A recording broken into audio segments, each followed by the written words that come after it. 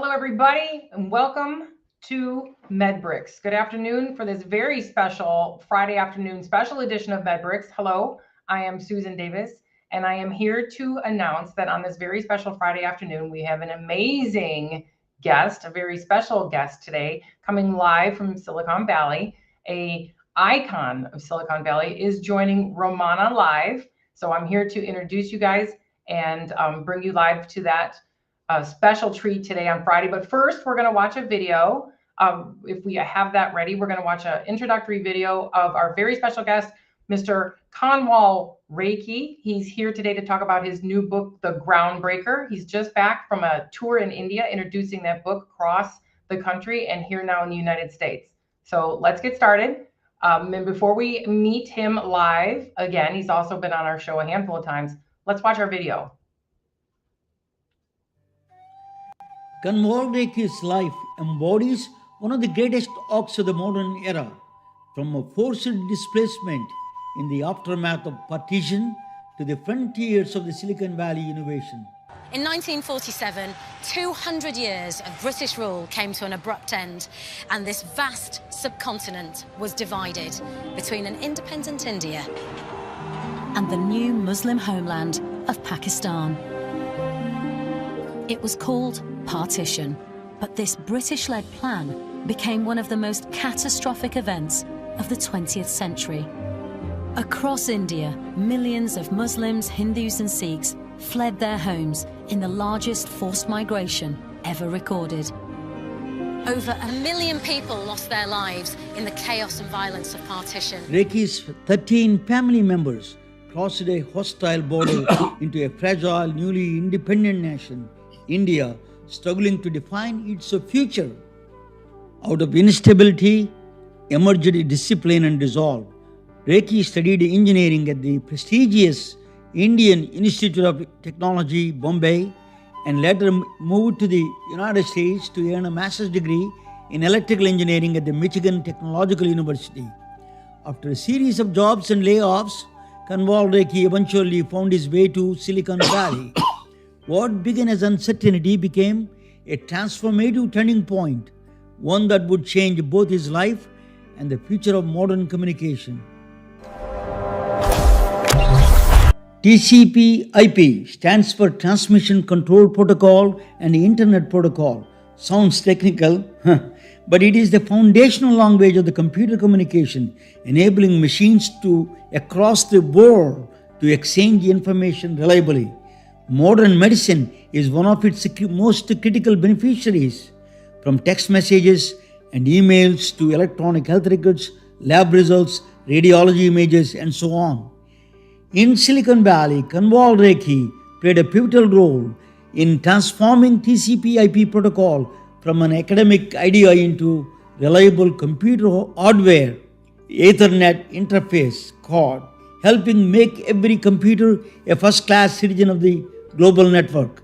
Every computer able to send, receive, recover from errors and participate reliably. That transformation is what allowed global computer communication and eventually modern digital medicine to scale, thanks to Mr. Kanwal Rekhi. Kanwal Rekhi became the first Indian-American entrepreneur to lead a company to a public listing on the Nasdaq exchange. Why can we change the image and brand of India and Indians? And the only way you can change the brand of India and Indians is by showing to the world, hey, we are as smart people as anybody else. You can't tell people we are smart. You have to show it to them. Kanwal Rekhi co-founded TIE, the Indus Entrepreneurs, a non-profit organization to move Indian entrepreneurs from the margins to the center of Silicon Valley's innovation economy. Through mentorship, trusted networks, and access to capital, TIE enabled Indian founders to become a company builders, investors, and board-level directors. Today, TIE has grown into 63 chapters across 17 countries worldwide, an impact made possible by Kanwal Rekhi's vision and leadership. He remained deeply devoted to his alma mater, Michigan Technological University. He gave back through lasting philanthropy. The university honored him with an honorary degree, doctorate, and building named for him and his beloved late wife Anne Rekhi. Today, Dr. Kanwal Rekhi continues to inspire young founders. His life stands as a testament to service through entrepreneurship. Thank you, Kanwal. Yeah, let me bring a, yeah. Okay. Can you, so I'm going to be joining with you, so you can introduce, I'm going to introduce, let me join with you together. We are all going to be. Without further ado, Ramana, let's Yeah. get to our special guest. That was an excellent video. Yeah. I'm just, it's a little bit, my computer was a little bit of is a new, the layout was a kind of new here. I'm struggling a little bit, So let me see that, this is the one or this is the one. Where is the, oh yeah, I got it. Where is it? Two. Any moment, because Yeah. Kanwal and Ramana are together. Yeah. There we go. Okay. Okay. So. Oh my God! What's something has happened, but we need to come closer, maybe a little bit far, little bit. Okay. Hey, welcome to the MedBix webcast. This is Raman Annamaraju. I'm the host. Thank you, Susan, joining with us. Maybe I will. Ramana, just go back to the frame you were in before. Put you and Kanwal in the bigger picture. All right, there we are. Yeah, there we are. Thank you so much for joining with us. It is a very special moment. I'm at Mr. Kanwal Rekhi's house, actually, in his house in Silicon Valley, center of Silicon Valley. Let us talk a little bit about his journey in the United States. For this, he finished, as you saw in the video, that he finished his degree and then moved to Silicon Valley. A lot of people are interested in his Silicon Valley journey. That's how it happened. Where he is one of the first few Indians came to Silicon Valley, really opened the Indian diaspora entire technology field for all of them, for all of us. So let me ask him, Kanwalji, that you can look at the camera. Kanwalji, let me ask you, what is the struggle we went through tell me journey to Silicon Valley from the total journey to Silicon Valley. Yeah, so I arrived in the US in 1967. Yeah. And I went to Michigan Tech. I did my master's there, and then I went for a first job to New Jersey, in 1969.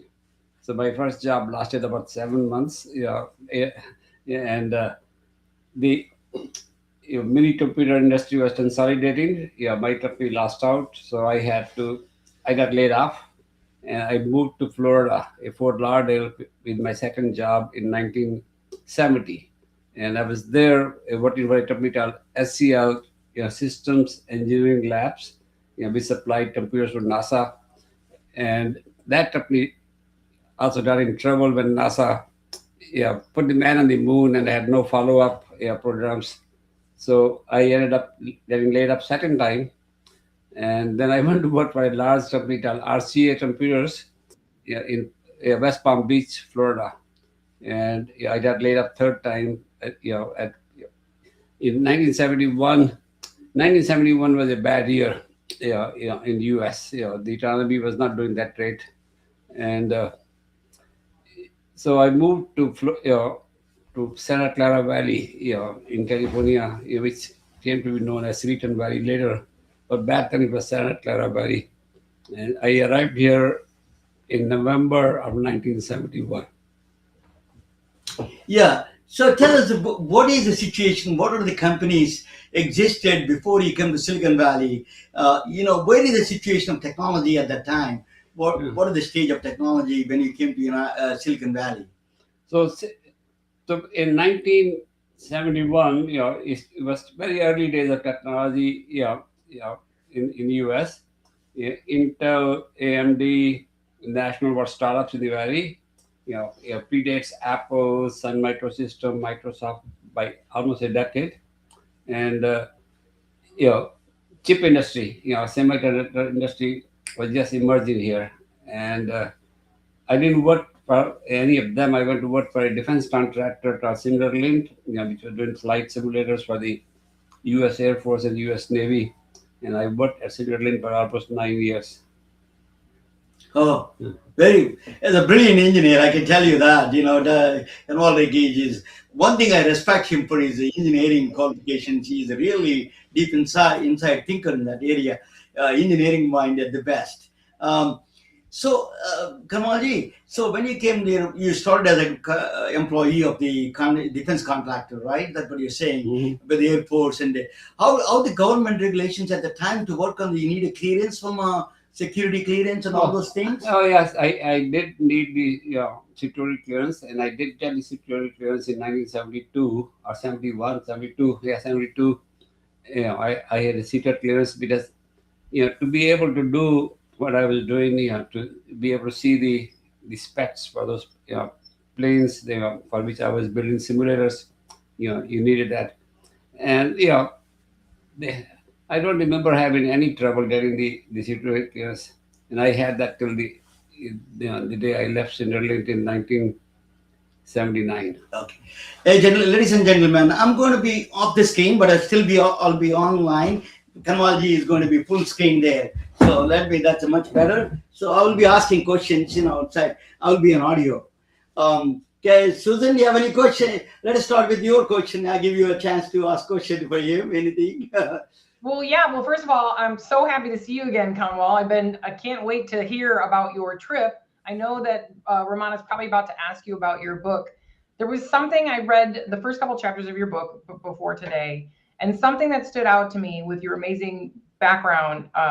You just mentioned your business background, the jobs you took going from Florida over to the United States from Florida, and then eventually out to Silicon Valley. And now you're known as an entrepreneur of entrepreneurs around the world. There was something you said in your book at the very beginning that someone else on this podcast said just very recently. She was a Nobel laureate, and she said, "I'm just a regular person. I'm just a regular person." So I found it interesting. You said very similar words, that you were a regular man, an ordinary man who's now done extraordinary things. What a journey. And what do you think about that statement? Well, I am a pretty ordinary person, a lower middle class, from India. I had a pretty ordinary education. Ended up, with a little bit of luck at IIT Bombay, which turned out to be a top-notch school. IITs are sort of the same lead as MIT in America. And they get the smart students. And so I finished there in 1967, and I came straight to US. There was nothing special about me. But I have to interrupt you, because at IIT, apparently, according to your story, it was very difficult to get in there. There was a lot of people trying to get those very few spots. I think you said 200 spots across all of their locations, and you got in unbeknownst to your family at the time. So IITs were hard to get into. There was this entrance exam that you had to master. It's like SAT, but it's more competitive than SAT. And they rank you. And back then, this is now 1963. Only 800 people, or maybe 1,000 people. 1,000 people a year were getting into IITs. And with a little bit of luck, I a really good score. I sat through the joint entrance exam, but there were 5 IITs. They had a joint entrance exam, so I made it. And it was hard. It was hard, but I guess I was smart enough to do it. So let me ask you a question on Kanwalji. Your first entrance into the entrepreneurship, in the technology, how it happened? Just give us a journey up to that point. Why you created the entrepreneurship? Why at that time nobody has the idea of entrepreneurship technology side. You're one of the startups. What is that journey up to? So 1971, I arrived here, and I didn't do my startup till 1982. So there was 11 years of me working, at jobs in the valley, and What are you doing, Ramana? Yeah, at this time I'm bringing my notes a little Oh, bit. yeah. Yeah, sorry about that. Okay, go ahead. So I mentioned I got laid off 3 times, and that sort of told me that you couldn't depend upon a job, forever. Jobs are, short-term arrangements, and so I told myself, after that one, eventually I need to be on my own, my own master of my own destiny, and you know, but it took me time to get there. Yeah. After being laid off 3 times, I was married. Yeah, before my third layoff, I had 2 children. So I was looking for some stability in life, and so I stayed there at Cinderlink for about 9 years. Stability in life. That's fun. You don't often hear an entrepreneur say, I was looking for stability in life. So I went Well, not many people, entrepreneurial route, Kanwal. not many people that laid up 3 times either, right? That's true. Yeah. So once you are laid up, you have self doubts. You have self doubts. Was it me? Because my friends were not getting laid off, and so but eventually I realized that even though I was doing really well and making good money, I wasn't getting the promotions I thought I deserved. And by 1980, I was starting to feel that it's time for me to make a move. And so 1981, the IBM PC was announced as a new desktop computer by IBM, and Apple was there, but Apple was a home hobby type of machine. But IBM PC was a business machine on your desktop at the office. And that became very clear to me that with IBM PC on your desktop, mini computers in the bathroom, mainframes in the computer center in the back, lots of other super micros, somebody will have to network them. And I saw that as my opportunity. And 1981 December, left my job, and me and my 2 partners, and we opened the doors with this idea of building computer networking hardware and software for all types of computers in April of 1982. Which that was the start. groundbreaking. That was groundbreaking alone. Your life story is groundbreaking, but right there, that decision to leap, to burn the boats, if you will, and move forward, that's a big deal. Absolutely. Yeah, it was a big decision because there were not many, if any, Indian entrepreneurs in the valley, and Indians by that time had earned the reputation of being good tatties, but there were no example of Indian general managers, Indian marketing people, Indian sales people, all these things you need to do as an entrepreneur. So we opened the door in April of 1982. It was hard to get venture capital. It wasn't till the end of the year, 8 months into it, that we had a commitment from a VC to give us the money. We had close to 100 no's before that. 100 no's before the first yes. Before the first maybe. Before the first maybe. Yeah. Okay. What is your first company, networking company you started? You joined actually. Well, the name of the company was Epsilon. No, before that you have another company, right? No, Epsilon. No, Epsilon was my first company and the only company I started.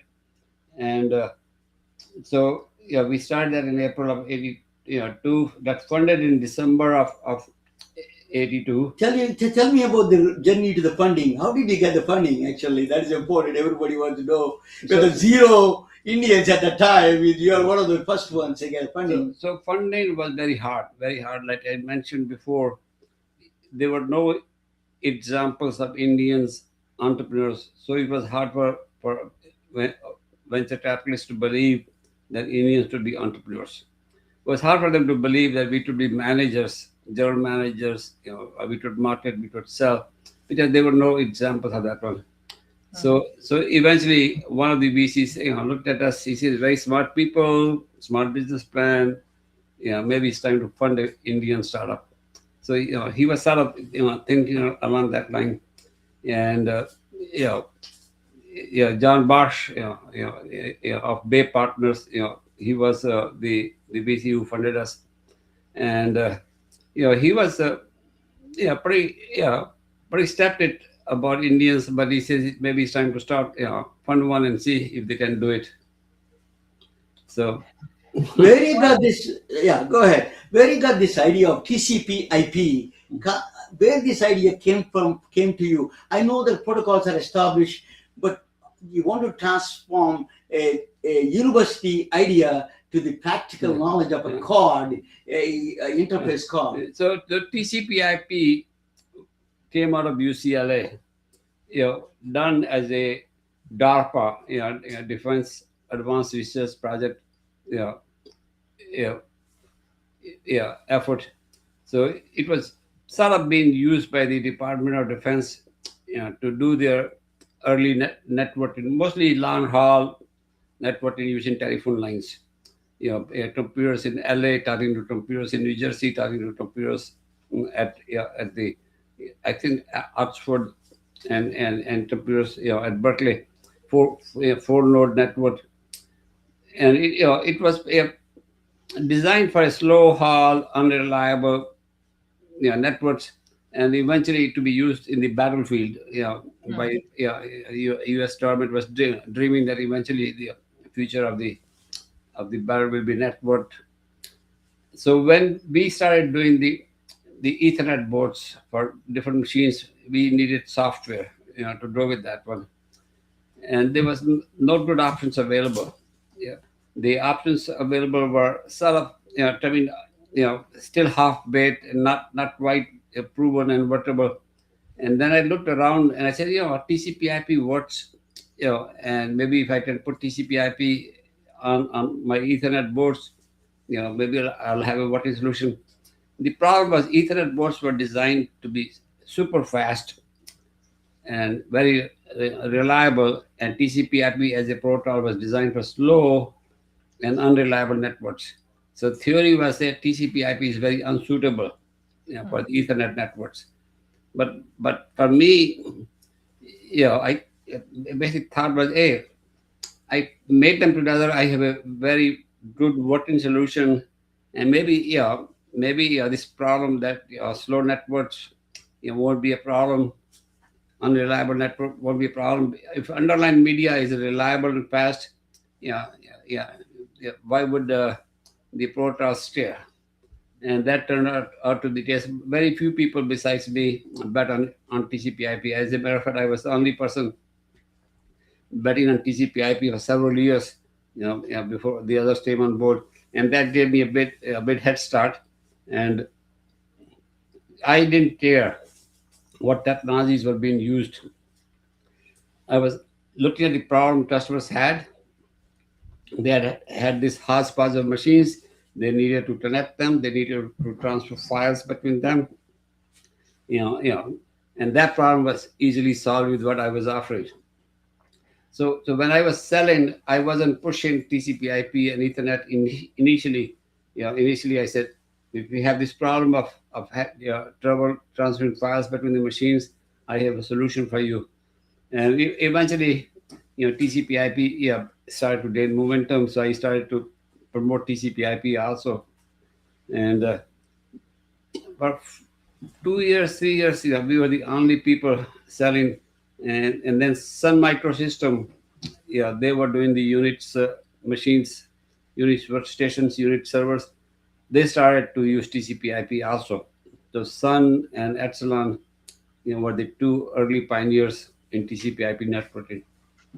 So what I hear, Kanwal, I heard you say simply, "Oh, I don't care. Like I have a solution. I don't care." I don't care what. But the customer had it. It's like headache. Customer has a headache. He doesn't care whether he gets Advil or Tylenol or aspirin. He needs something. Right? Yes, That's my whole point. I love that story. Because that's what the entrepreneur does. You saw the gummed up situation. That was not a matter. There was no matter there. There was a solution. You had a solution. That's the beauty of being an entrepreneur, is you just keep going. They don't have to understand you at the beginning. You just So the fundamental problem was this hodgepodge of machines. You have PC on your desktop, you have a digital mini computer in your back, you have a Unix machine, in the next room, and then you have a mainframe computer. So somehow I need to make them all work on the same network, and TCP/IP offered a very good solution. Very exciting. Very exciting story. Now, I know that we want to get into your book, because if there's maybe a few more stories you want to add, because I know that this story and this journey is in your book. But I believe, Mr. Kanwal, that you have a very lofty goal for, I believe it's India's 100-year anniversary coming up. One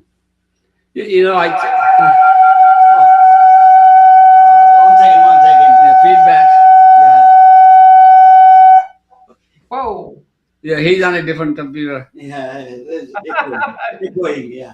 Also, technology, he started. That's a problem. Good and bad. The feedback. So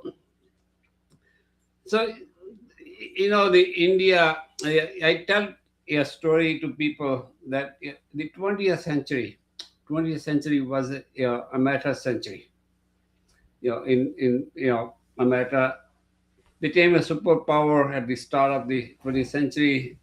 In the Spanish-American War, it won World War I, World War II, Cold War. Largest economy in the world. So by all means, you can say 20th century was America century, but in my opinion, it was also a India century. So India was a British colony. British had occupied India for 200 years. Towards the start of 20th century, there was national awakening. Indians say, why are the British ruling us? We have to be independent. So, by early part of 20th century, there was national awakening. Mahatma Gandhi came back from South Africa to lead the freedom movement. Very peaceful but universal freedom movement in India, which got us the freedom in 1947. And India became a democracy, a very large, very diverse, very poor, very illiterate country chose to become a democracy in 1947.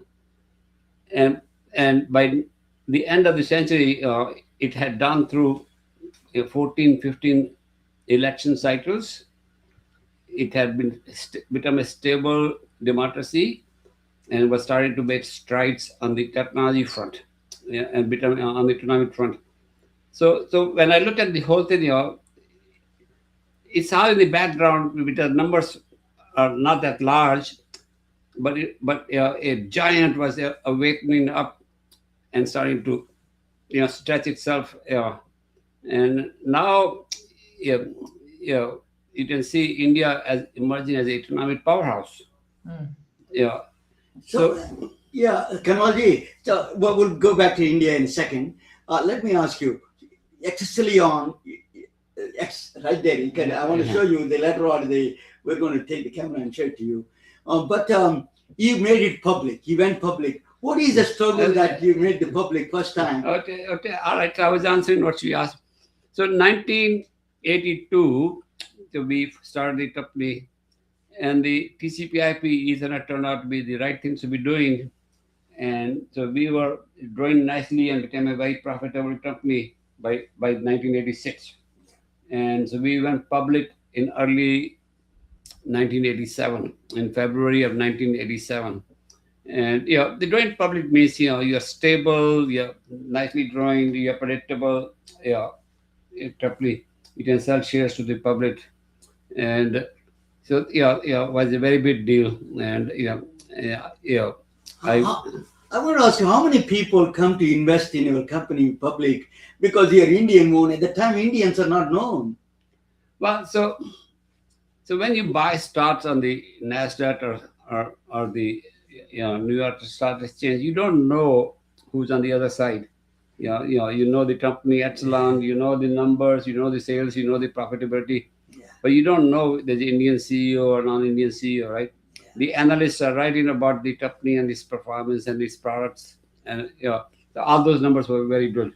We looked like a very nice company to invest in. So there was a fear. There was a fear on the part of our venture capital investors that people might be sensitive to buying shares run by Indian CEO, but those were proven to be baseless. Who is your first customer for this major customers for this your Excelon? So Epsilon, so even before we got funded in 1982 December, we had a customer. The company got Plexus Computers here in the Bay Area, and we had another customer called the Victory Computers. So we had two paying customers before we were funded. By 1983, end of 83, we had maybe about 20 customers. The biggest customer was a company called Massachusetts Computers Company, Mastron, out of Boston. But by the time 1985 rolled around, we had thousands of customers. So what is the total income revenue we generated for the Excelon? Sorry. Yeah, go ahead, Susan. Go ahead. No, I want for clarification, because in 83, he had two customers before funding, and then he said by 85 he had thousands. So that was about a 2-year span. The reason is very simple, Susan, because the PC was being bought by a large number of people. So PC had become a very popular desktop computer, and all these people had this same problem. They all needed to tie it to their other computers. So we had the solution, for the very timely problem. We had a very timely solution for the problem that people had at the time. So and we were the only game in town. If you wanted to tie your PC to your Unix machine, to your mini computer, to your mainframe, we were the only game in town. That'll do it. Yeah, it may be a surprise to you, Kanwalji. I am in 1980s. I started PCs for doctors. I was selling a single floppy drive computers to the doctors. At that time, I remember speaking with someone. It's not like Excelon. There's a networking company, what is that? Another company. They were supplying a networking card. There were several of them. But there were several companies supplying network cards. Epsilon was one. Tritram. You were there in the previous company before Excelon. You were in the different company, right? No. I was the pioneer in computer networking. There was no networking company before. Oh, really? Okay. There was no networking companies before. We started. That year, about half a dozen companies started. Epsilon, Tritram. There was a company called Interland out of Boston. Network Systems out of Minneapolis. There were about 6 companies started, but we were the only people who bet on TCP/IP. So we were the only people who could connect, and give you the instant solution. The other people gave you the hardware, and you were on your own to do your software. So nobody offered you a complete solution besides us. Susan, you changed the complete medical industry, because I used to take some of his cards and put in the networking in the doctor's offices, because front desk, they need a server is to be there. Front desk need a computer. You check out about Novell. Novell, yes. Novell was, I used to buy Novell. It was a tough one, I had a hard time. So Novell, offered you networking between different PCs. And a shared data server in the back. Novell NetWare would connect half a dozen PCs that you have in your office and let them share the data with each other. You were working with that company, right? Later. Yeah, okay. Later. So Novell didn't offer this solution to connecting your PCs to your mini computers, to your Unix machines, to your mainframes. Novell could help you share the data between a handful of PCs. So you moved from Excelon to tell us, that's right. So the company went public in 1987. There was a market crash in October of 1987. bit rash. Stock market went from 2,700 down to 600. 75% drop in the stock prices. Our stock dropped from roughly about $18 to $6 Oh my gosh. also, and so it was a pretty hard crash, and we started to recover by 88, and by 89, we mostly had recovered, not fully, but mostly had recovered. But at that time, Novell had emerged as a big player. Millions of PCs being sold. Novell Network was helping share the data between PCs, and so it had become a very big company. And Novell came to acquire us, buy us out. We were already public company, and they offered us 50% premium over our market price. So our stock was selling at $12. They offered us $18 a share. It was a hard thing to say no to, because the shareholders loved the offer. So we took that offer, and we became part of Novell in the summer of 1969. And so I stayed at Novell after that merger for about 5 years. And then I sort of left Novell at the end of 1994. 89 to 94. Yeah. Oh, so Okay. no, you sold it to the company to Novell, right? Or Yeah, became Novell. Yeah, we became part of Novell. Novell. So that day you were chairman, CEO for that Novell also? No, I wasn't chairman, CEO. I was number 2 person at Novell. Ray Noda was the CEO and chairman, and I was the EVP and the chief operating officer. But I effectively ran Novell for 3 years, and Novell did very, very well during that time. What is their gross income at the time? No, Novell. So when Novell acquired us in summer of 1969, they were doing $200 million in revenue, and we were doing roughly about $69 million in revenue. And we were making roughly about $10 million in profits, and they were making roughly about $30 billion in profits. So Novell was about 3 times our size in both profits and in revenue. And so they offered us 50% premium over our market price. So it was a pretty tempting offer, hard to say no to, right? How Yeah, did you? I think so. Yeah. How did you accept that as a number 2 rather than number 1? It is a tough. Are you have a good relationship with CEO? Or? Yeah, initially very good relation with CEO. Like I mentioned, even though I was number 2, I was effectively running the company. And stock price was doing really, really well. They had given us 50% premium, and Novell stock took off like a rocket right after the merger. It went up tenfold. No. So, Wow. so it was very good deal for our shareholders. I was very happy because I was getting richer by the day, right?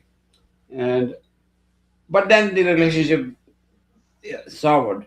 Novell was based in Utah, and we were based in California. Utah is a Mormon country by and large. And I'm running the company, and I'm not a Mormon person. And that didn't sit with many people. Oh. Yeah, and it's because they didn't drink coffee. I forced them to have coffee in the office. I said, you don't drink doesn't mean that I shouldn't drink either. And after a while, that became a problem. Where they wanted to have the company run by a Mormon person. Susan, you're not a Mormon. You would not have a chance either. I would not have a chance. Utah is Mormon country. 70% Mormon, maybe. Yeah, that is a huge number. After that, let us talk about you. You started the Indian Revolution. So your journey to India. I met Vajpayee in New York City, the Prime Minister at that time. He came to Mukunda Modi was in New York City. He introduced me to Vajpayee. So you had a lot of relationship with India. You're going back and forth. And tell us about how you connected the Stanford research to the Indian policymakers. You did a journey that was very interesting. So I had sort of left India behind. After I left in 1967, I was married here. My wife was American, and I was very focused on myself, my own well-being, my family's well-being. And 1992, India started to change. India was very socialist before that, and it was starting to become, we want to do, stuff, like, technology, entrepreneurship. And I'm still busy at Novell, Epsilon, but 93, 94, I was starting to disengage from Novell.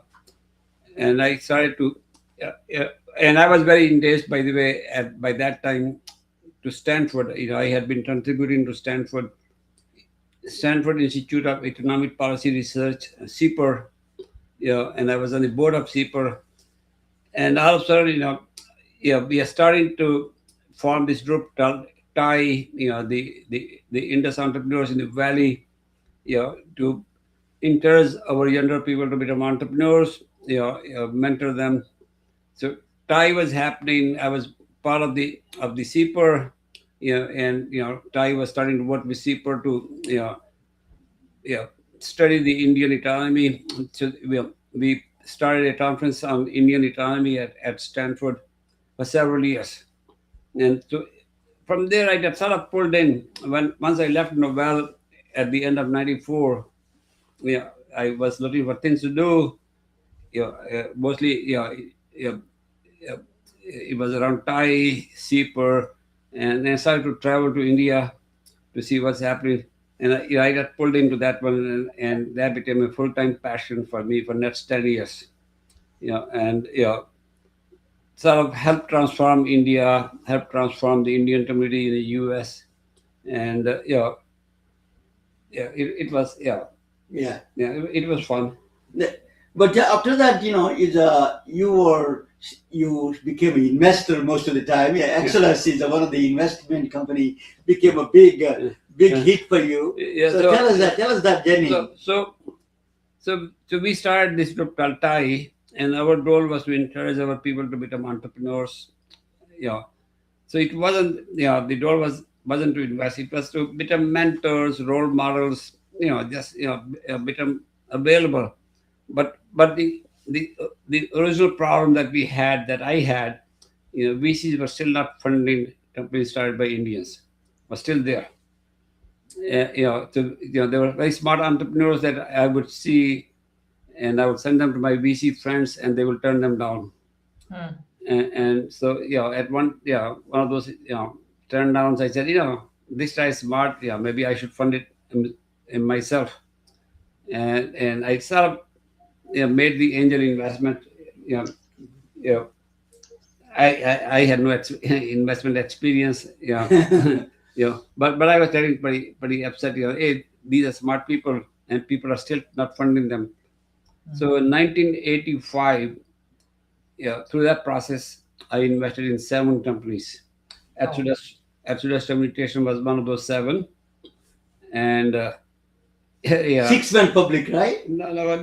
All 7 of them succeeded in some fashion, and 2 of them went public. Okay. And so by the end of 1987, 2 years into that one, I realized that, hey, this is a very profitable thing. I'm doing good, for the younger people, and I'm doing well financially at the same time. And so the reason I didn't go back to do another startup, in 1987, when we went public, I was only 42. So I wasn't, I should have started another startup, but I stayed at Novell for 5 years, 6 years. So by the time I left Novell in 1984, I was only 47, 48. But by that time, I am getting really busy with Thai, with India, with investing in the companies, and I'm starting to do financially very, very well. Also, this is the .com boom era. dot-com boom is happening. I am in the middle of it. So I heard something Bohemian Club. What is the Bohemian Club? I was surprised with something about Bohemian Club. Tell us a little bit. You're not a party person, I know. So the Bohemian Club is a Republican group, based, in a city just north of Sacramento. California, Republicans, bigwigs. At that time, people like George Schultz, they will meet once a year, to discuss, their politics and policies. So they, by late 90s, that group was starting to see India as a potential ally of US. The Republicans saw the first time in India. It was mostly Republicans, not Democrats. Oh, really? Democrats never liked India. It was mostly Republicans, and they reached out to Prime Minister Vajpayee's advisor, Brajesh Mishra. Oh. And Brajesh Mishra came to see me. He said, these guys want to talk to me, and they are telling me that US and India should be allies. Should I trust them? Because this notion was Democrats are pro-India, Republicans are pro-China, right, at that time. But I told them, no, you should spend time with them, learn, and I was sort of in the middle of that one, advising the Indian, advisor to the Prime Minister, Brajesh Mishra, and by 2001, that translated into US-India nuclear deal. So the Republican support, you got the India nuclear deal. Oh, it was all Republicans. Really? Yeah, Interesting. It was George Bush Jr., right? Yeah, George Bush Jr., yeah. Yeah, he did it. If you go back 2 years, towards the end of Clinton era, US was pretty anti-India. Oh, really? Yeah, when India did the explosion of a nuclear device, the bomb, in 1998, the Mrs. Madam Albright. Oh, Madam Albright.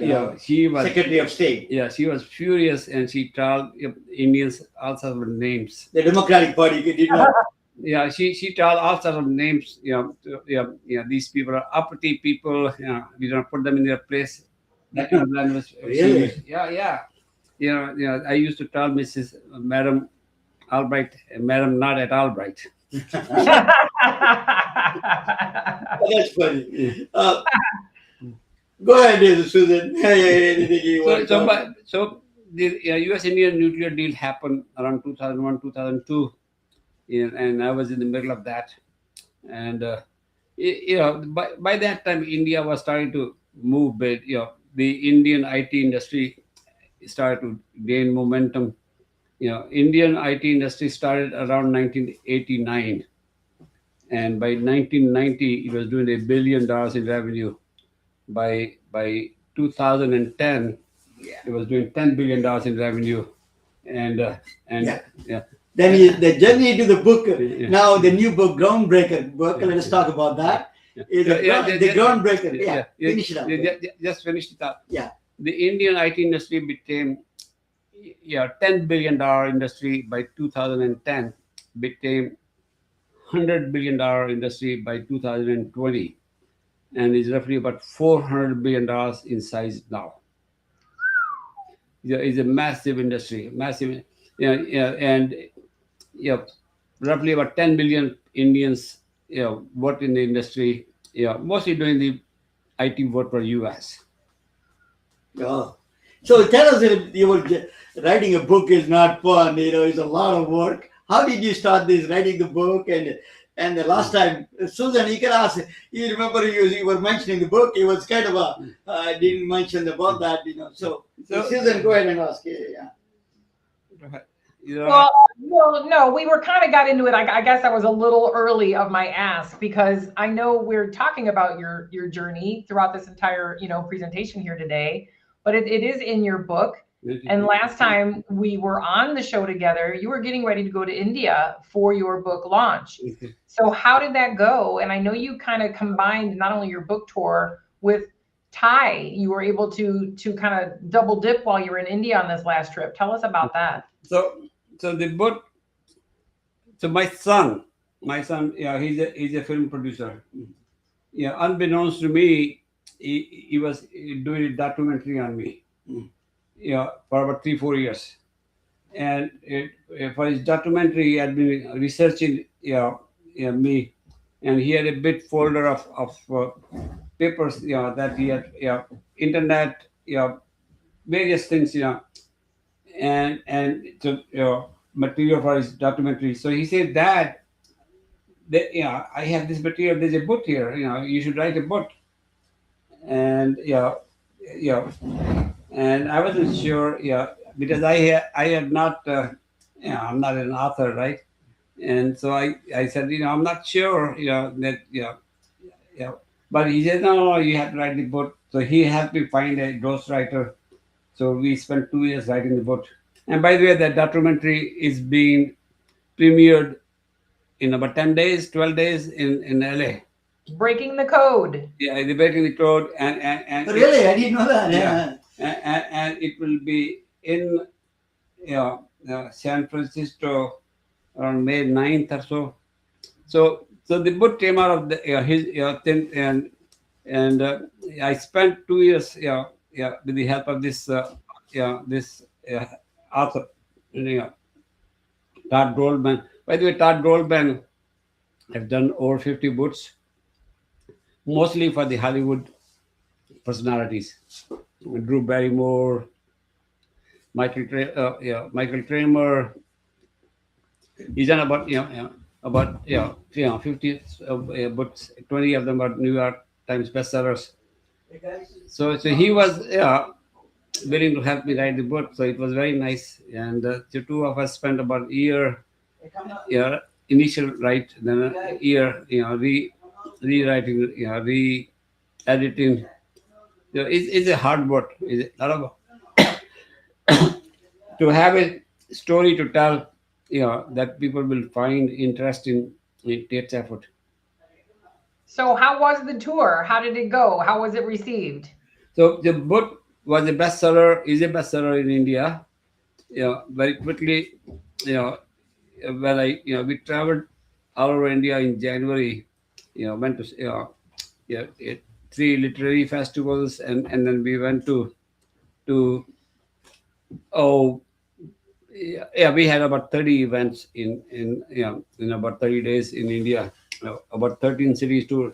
So it was the book was pretty big hit pretty quickly, and sold out the first print. So they're doing the second printing, and so we came back to US and we started our US tour, and we've been to New York, Atlanta, LA, Dallas. We have several events in the Bay Area. Going to Chicago, next week, and then to Boston, to New Jersey. So we have US tour is on, and So I think it's doing fairly well in the US also. Kanwal, you have the energy of a 20-year-old, and it looks like we have some groupies here. Yeah, we have some fans here. We have some fans here. Let me introduce. Can you stand up, Kanwalji?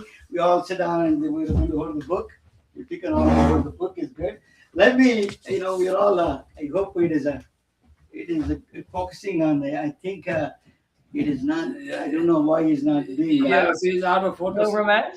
Yeah, this is Ramesh Raju, my son, clinical researcher. Yeah, so say something about Groundbreaker. Ramesh is Vanderbilt, the clinical researcher. He is from Vanderbilt University Neuroscience. But, he always loves technology. Tell us a little bit about what do you think about this whole journey to writing a book. You wrote a lot of songs as a musician. Yeah. So, see, this camera has this auto. Yeah. It finds and I don't know how to control it. Okay. Yeah. Go ahead and say, that's okay. That's it. Go hold the book and talk about it. So completing a project of this magnitude and scale is always difficult because when people read this book, they don't realize the effort that goes into every page, the life experience that goes into every page. So I always like to say, it didn't take me a year to make this project. It took me a lifetime. It took me my lifetime to this point to make this because of all the things I had to learn and the person I'd become to make this. So, I'm definitely, excited to tap into this. And I think it's really groundbreaking. Well said. The book, from the day we decided to do, today that release was about 3 years. Yeah. 3 years. Let me introduce a real estate developer, Sameer Singh, Malik. Sameer Singh, tell us a little bit about this book and Kanwalji's reputation. You're from Silicon Valley. Tell us a little bit about that. It's their lifetime experience. They put it in a book. Just writing a book is not an easy thing, He moved from India and then he did too much in technology, so he did a lot in his life, and he put everything in a book. So everybody should read the book and understand. Thank you. The book is The book is not about technology, and the book is not about. I think this will turn back. It can turn itself. It will turn back by itself. There it goes. It will It's find like itself. a roller coaster, fellas. It will find. It finds. If I was real smart, I would go and open the app and see. But Stammer is tied to this app. Where is available this book? Amazon? And, the book is available on Amazon and is available at stores, and but mostly at Amazon. By the way, the book is not meant for Indians alone. Book explains the rise of Indian Americans, what happened, how come Indian Americans became successful so quickly in America. Very few people realize the 25% of all the entrepreneurs in America are Indian Americans. Indian Americans are only 1.5% of the population. 25% of the entrepreneurs, about 15% of all the doctors, and the 10 to 15% of the professors at universities. So Indians are pretty much a part of the American society now. So the book explains their rise, explains the rise of India itself, and of course, is based on. I'll send you autograph of Kanwalji's book to you, okay, Susan?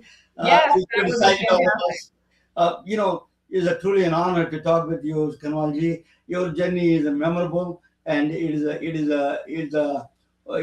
like a life lesson to all these next generation of people. Is really, you paved the way. I know you for a long time, and you may not know me, but I know you a long time, and I followed you all your journey through the networking and all those things. And it's truly a privilege and honor to have you and at your home hosting us. That's really fantastic. Susan, I give you the final word, and can I make come down here and with the book, and we're all standing in the line. We're all in the books. Groundbreaker. Don't forget, guys. So, Susan, thank you again for sharing your story. And I think that any entrepreneur, any STEM student in India and or America, anyone who's thinking of combining STEM and becoming an entrepreneur should read your book. And more so, I like to remind everybody that you do have Breaking the Code is premiering this week in California. And I believe you can still get tickets to go see that live. It's in LA. Yes. I think the premiere is on 22nd of this month, or maybe 21st of one of those days. So get the book, read the pages.